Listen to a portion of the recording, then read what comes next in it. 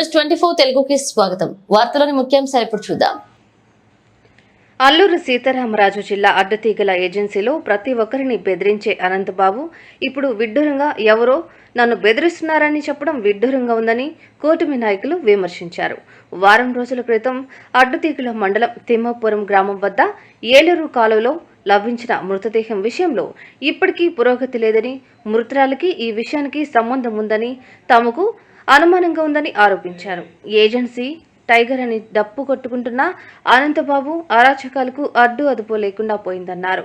తన దగ్గర డ్రైవర్గా పనిచేసిన సుబ్రహ్మణ్యాన్ని హత్య చేసి దర్జాగా బయట తిరుగుతూ ఇప్పుడు ఒక మహిళ పట్ల అనుచితంగా వ్యవహరిస్తున్నారని, అనంతబాబు తండ్రి సైతం నేర చరిత్రలో ఎన్నో భూ కబ్జాలు, ఎన్నో అరాచకాలు చేశారని, అందుకే ఆ రోజుల్లో నక్సల్స్ కాల్చి చంపేశారని ఆదివాసీ నేత వెదుల లచ్చిరెడ్డి, బీజేపీ జిల్లా సెక్రటరీ స్వప్నకుమారి విమర్శించారు.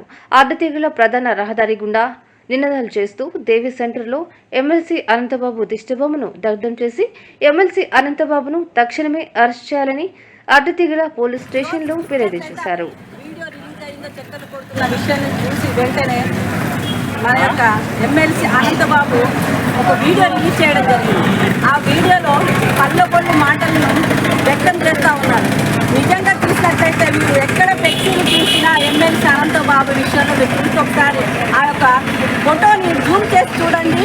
ఉంగరాలు అదే ఉంటాయి, సైన్ కూడా అదే ఉంటుంది. కానీ ఈరోజు చూసినట్లయితే ఆ వీడియోలో ఏమి తెలియని ఒక అమాయకుడు లాగా ఉంగరాలు తీసి సైన్ తీసి మీడియా ముందుకు రావడం జరిగింది. అదేవిధంగా ఒక పేపర్ కూడా పట్టుకొని రావడం జరిగింది.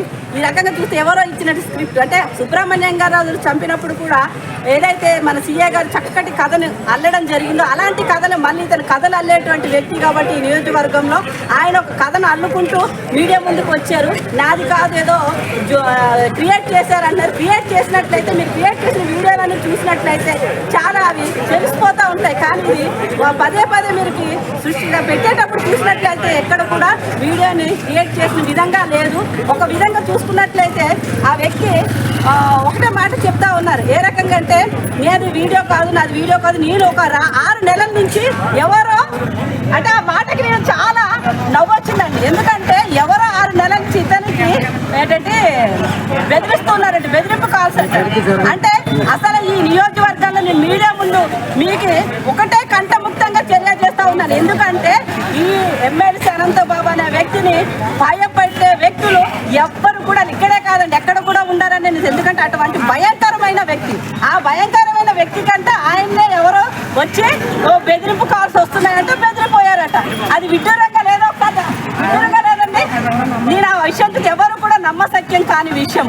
ఈరోజు ఏదైతే ఎమ్మెల్సీ అనంతబాబు వీడియో రిలీజ్ చేసుకుంటే తను ఒక్కసారి మరలా రివ్యూ చేసుకొని వింటే తెలుస్తుంది. ఎందుకంటే పోలీసు వ్యవస్థ గతంలో ఉన్న 6 నెలలు అంటున్నారు. అతను అధికారంలో ఉన్నప్పుడే చాలా మంది ఇల్లులు కూర్చోయడం జరిగింది. అందరి అంటే గిరిజనులేటి ఇతరులేటి అందరి యొక్క ఇల్లులు భయపెడుతూ వాళ్ళ గుప్పెట్లో పెట్టుకుని చాలా భయంకరమైన స్టేషన్ చేసిన వ్యక్తికి ఎవరో బెదిరింపు చేశారంటే మేము నమ్మశక్యం కాదు, నమ్మము కూడా అని కూడా తెలియజేస్తా ఉన్నాం. సీఏ గారు కూడా ఆయన వ్యక్తే. ఆయన అంటే చేయి కోసేసుకున్నటువంటి వ్యక్తి. గతంలో పోయిన సీఏ, ఇప్పుడున్న ఎస్ఐ గారు కూడా అటువంటి వ్యక్తే. కానీ ఈరోజు అలాంటి వ్యక్తులు ఈ కేసును తారుమారు చేస్తూ ఉంటారు. ఇప్పుడు ఈరోజు కేసు పట్టడానికి వెళ్తే ఆ కేసుగా న్యాయబద్ధంగా వెళ్ళినప్పుడు కూడా ఆ వ్యక్తికి అన్యాయం జరిగే విధంగా స్టేషన్లో మార్పులు చేర్పులు చేస్తూ ఉంటారు. అలాంటి ఈయనకి న్యాయం లేదంటే నాకు చిక్కుగా ఉందని నేను తెలియపరుస్తూ ఉన్నాను.